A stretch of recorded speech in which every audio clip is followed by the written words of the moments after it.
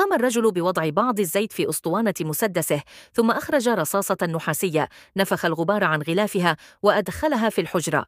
بعد ذلك لف الأسطوانة مرتين ووزع الشحم عليها بالتساوي، وبعد صيانة سريعة أعاد المسدس إلى غمده الجلدي وتقدم نحو ساحة المواجهة المصيرية.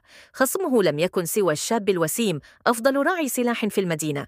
ولضمان العدالة كان لابد من إطلاق النار فقط عند دق الجرس. من يبقى واقفاً بعد الإطلاق يعلن فائزاً، أما من يخالف القواعد فسيتم قنصه على الفور من قبل الرامي المتمركز في برج الجرس.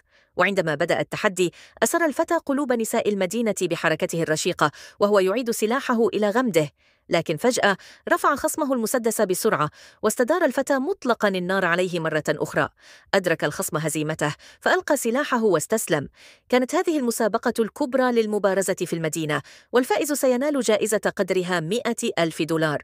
هذا الإغراء جذب المجرمين، صيادي الجوائز، وحتى الهاربين من العدالة.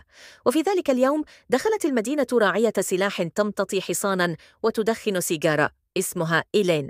كانت جميلة، ما جعلها هدفاً سهلاً. حجزت غرفة في الفندق ولاحظها الفتى وحاول التودد إليها، لكنها فجأة أظهرت مهارتها وأطلقت النار لتنقذ رجلاً من موت محتم، لتثبت جدارتها وتنال حق المشاركة في المبارزة.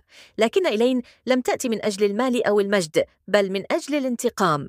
خصمها الحقيقي كان عمدة المدينة هارود، منظم هذه المسابقات. في اليوم التالي أجبر هارود أحد المشاركين وهو الواعظ على شراء سلاح. قدم له سلاحاً لامعاً من نوع كولت، لكن ثمنه 120 دولاراً، ولم يكن الرجل يملك هذا المبلغ.